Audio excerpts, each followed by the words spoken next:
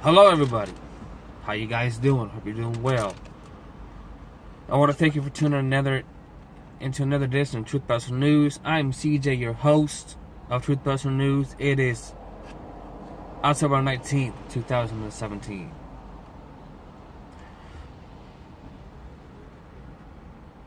Well, the mystery man has finally made his appearance. That suddenly disappeared without a trace last Thursday. And that person I'm regarding to is Jesus Campos. And of all places, he decides to do his testimonial interview on the Ellen DeGeneres show. Rather than being interviewed with Hannity and others, the 5 interviews that were set up for him last Thursday evening. And it's pretty peculiar that in the sequence of events, this all of a sudden he decides to make his appearance there.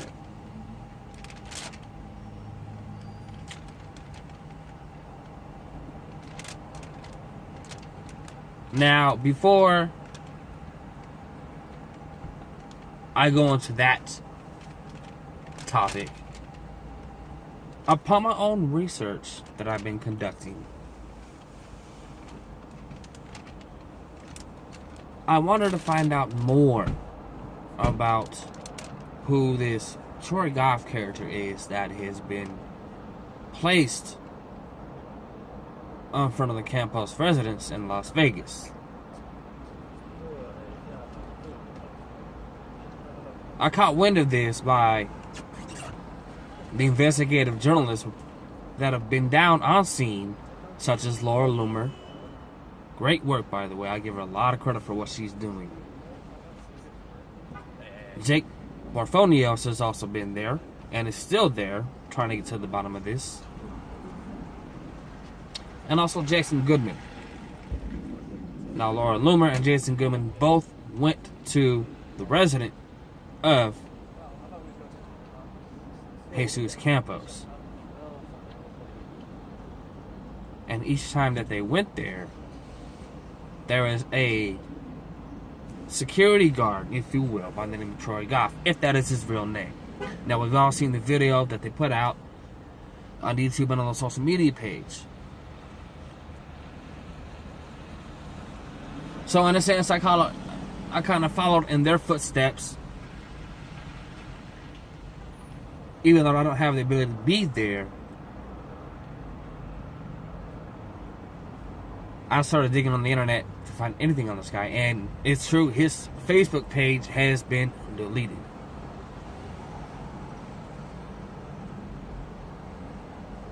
And another notion, I decided to take it upon myself to contact the security company he supposedly works for, On Scene Security. Now, on their main page, they have a contact phone number, which I will show you right here. This is the web page for On Scene Security. Now, the phone number, starting with area code 702-522-8504, if you dial that number to talk with somebody who works for the company, that number redirects you to, has a pre-recorded voicemail with a different phone number, which I will play for you now.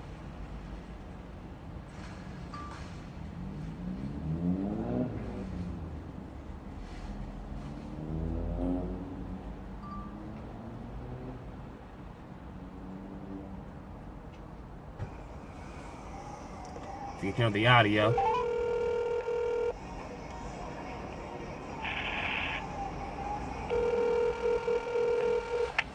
Your call has been forwarded to an automatic voice message system. 702327261 is not available. At the tone, please record your message. When you have finished recording, you may... Now, I did not leave a message to be contacted back. I probably most likely will as a follow-up. But it is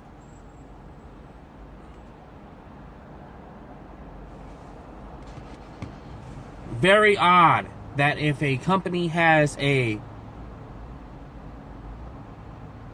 listed phone number for their business on their webpage, you would think that if you dial that number out, you can get a hold of somebody through that phone number instead of being redirected to a different number to reach out to somebody.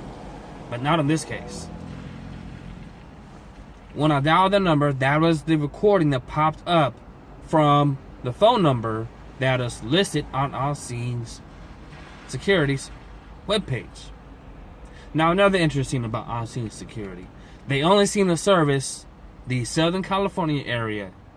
They have office in Santa Clarita, California, which is not too far from the San Bernardino, Southern LA area. Probably not too far from the Vegas traveling distance-wise. They don't seem to branch out any further than that. If they do have other branches, they're not listed.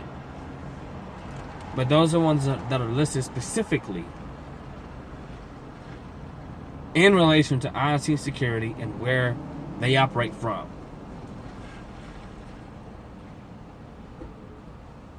Now, another thing that I want to point out in regards to OnScene Security, and this is brought up by Jason Goodman, is that OnScene Security does not have a business license to operate in Las Vegas.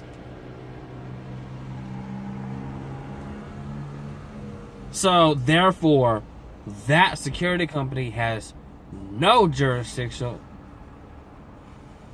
operating procedures in the matter of enforcing security practices and duties. They have to have a business license to operate in that state, but in Vegas they do not.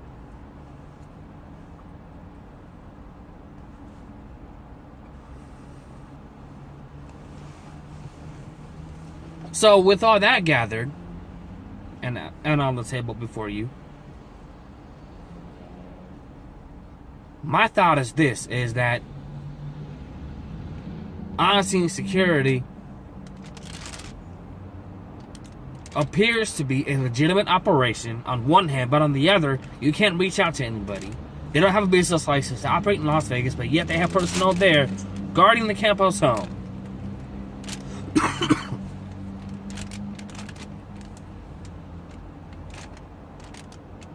So, to look at it from a different point of view,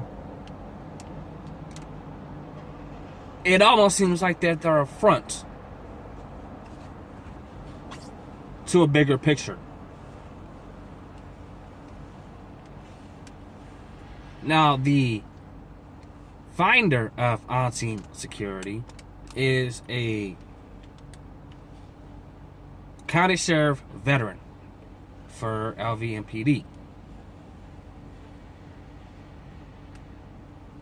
And through the reports of Jason Goodman and I think a couple others who touched on this matter, and Jake Morphonios, they, in their investigation, they came to find out that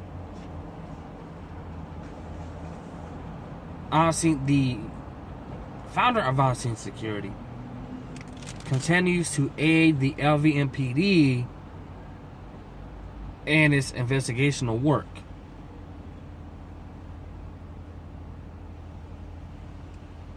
So, you would have to say that could be a conflict of interest. But perhaps it's not, because all these pieces are being fit together to keep the cover-up going. Now, in regards to Jesus Campos,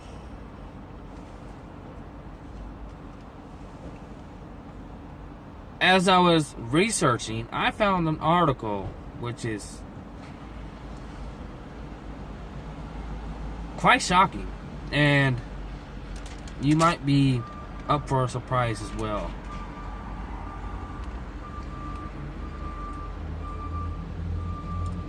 His handler, who goes by the last name of Hickey, seems to be in deep water.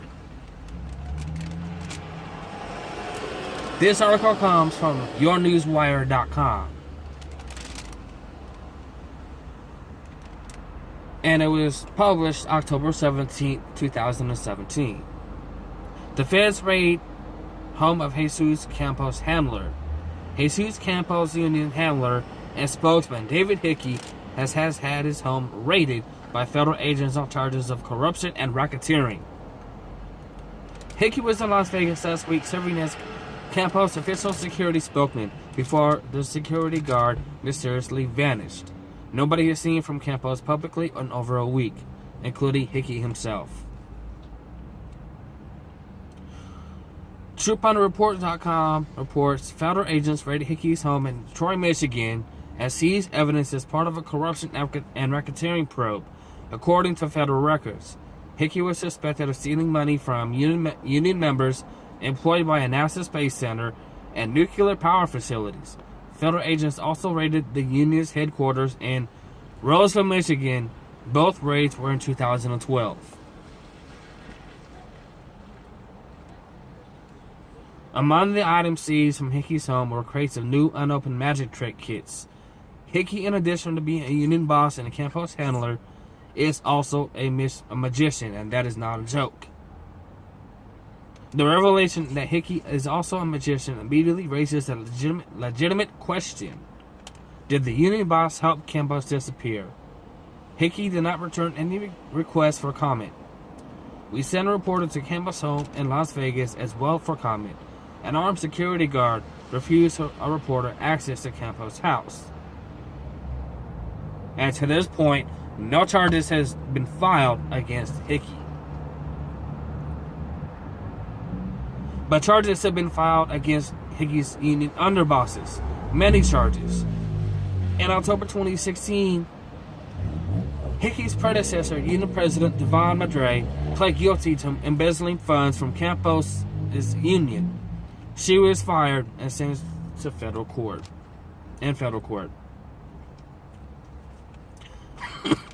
Other criminal action against Hickey's union include on October 25th, 2016, in the Campbell County, Kentucky Circuit Court, Laura Cloyd, former financial secretary of Secretary of Police and Fire Professionals of America, the SPFFPA, Local 112 Division, located in Alexandria, Kentucky, was sentenced to 3 years diversion and was ordered to pay restitution totaling $1,669 for a felony conviction and 1 year probation for a misdemeanor conviction on September 28th.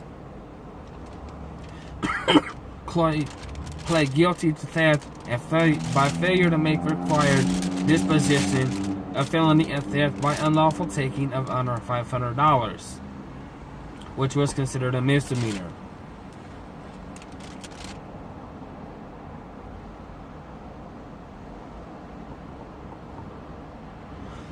And here's another one.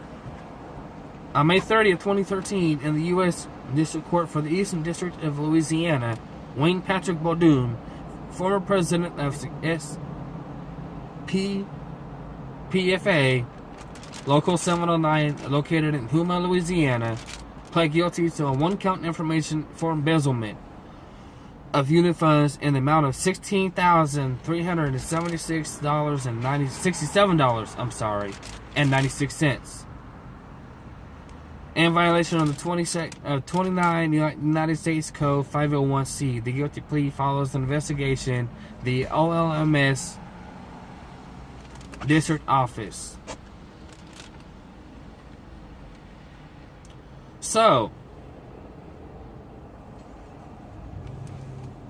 the SFPA union is a pretty corrupt organization because a lot of their higher ups have been busted for embezzling money from others and that work outside the company and others from inside the company. So that raises a question. Since it was reported that Campos went to an FFPA award ceremony dinner a few days after the shooting to receive a hero award from the organization.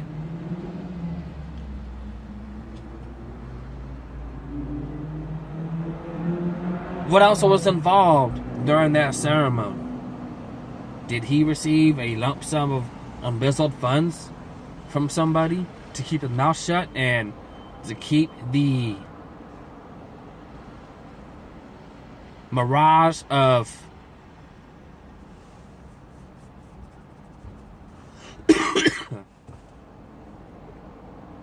Innocence Act going?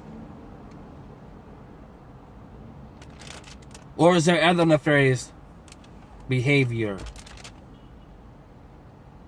going on besides just that? Only time will tell. But as I said a few moments ago, that out of all people,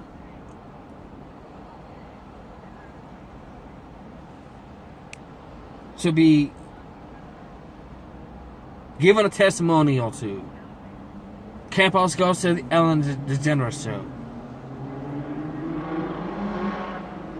which is quite convenient for his behalf, because if he did go to Hannity or any other mainline pundit, he would be asked questions that could potentially blow his cover, and he may not have the answer to. Because I know Hannity wouldn't let him off easily. Granted,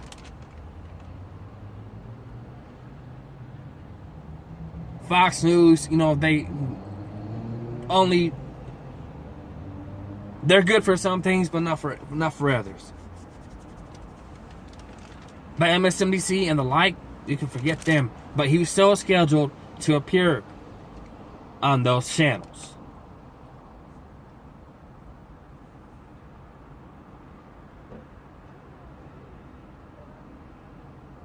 But he went to Ellen because it would be a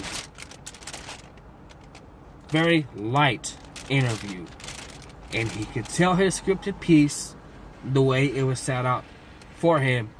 Scripted detail, to keep the narrative going, so that it wouldn't cause confusion, so that the unawake could continue to believe the lie. But not only that, one of Ellen DeGeneres' biggest sponsors for her network syndicated show is the MGM. That's right, ladies and gentlemen. The same resort that runs the Mandalay Bay.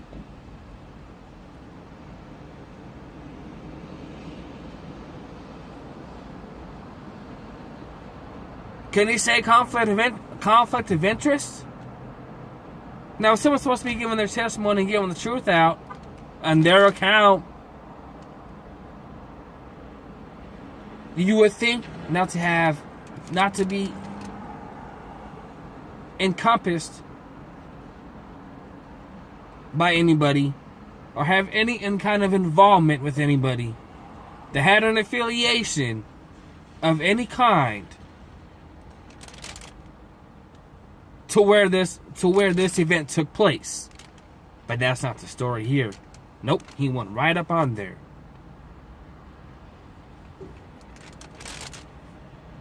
Now, another thing that's out of the ordinary is that when the Jesus Campo that went to the Ellen DeGeneres show doesn't look so much like the same guy that the screenshot picture image that has floated around the internet on YouTube and social media. There's just somewhat of a similarity, but you can still tell that they're two completely different people. So who is the real Jesus Campo?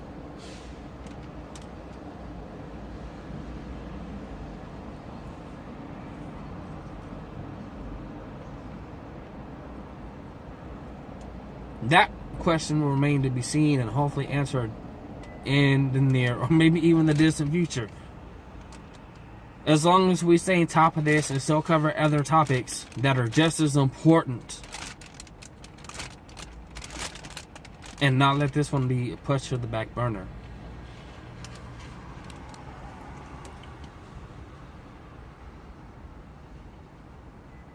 In other regards to the MGM, just a day after the interview that was with Jesus Campo and Ellen,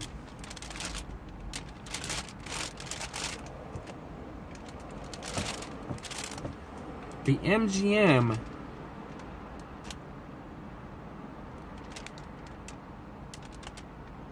and the Mandalay Bay have been put by a district judge out of Las Vegas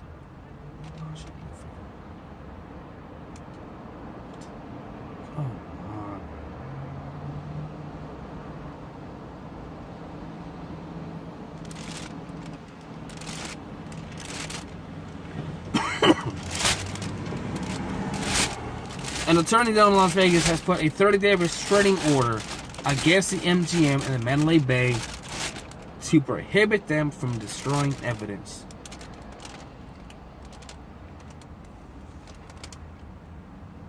That's a bombshell right there.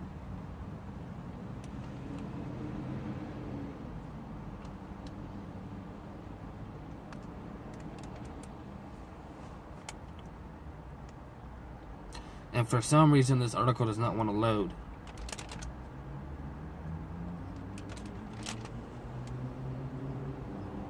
I can't get it to pull up.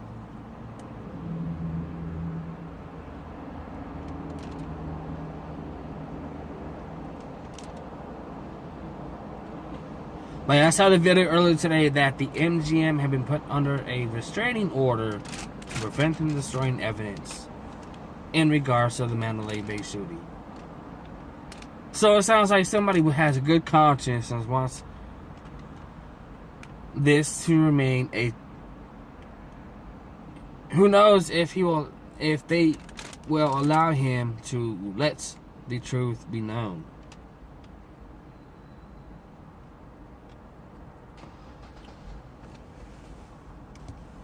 But either way, it sounds like this guy's got a good conscience to try and go on the right path so that the people can know what happened.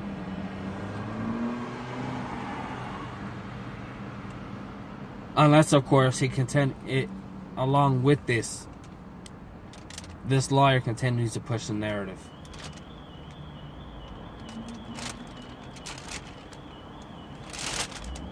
In closing, I mean, this is a lot of information. You can take this how you want it. You don't have to believe me. Do your own research.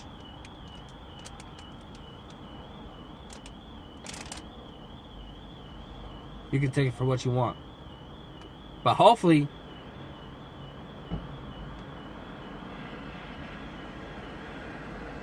it starts you to get to think.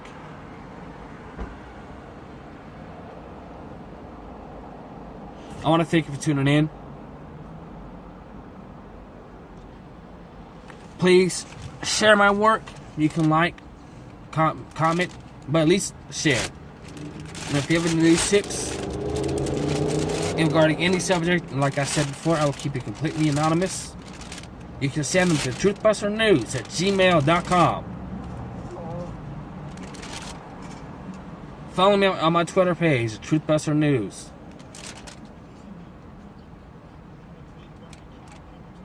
God bless. Be safe.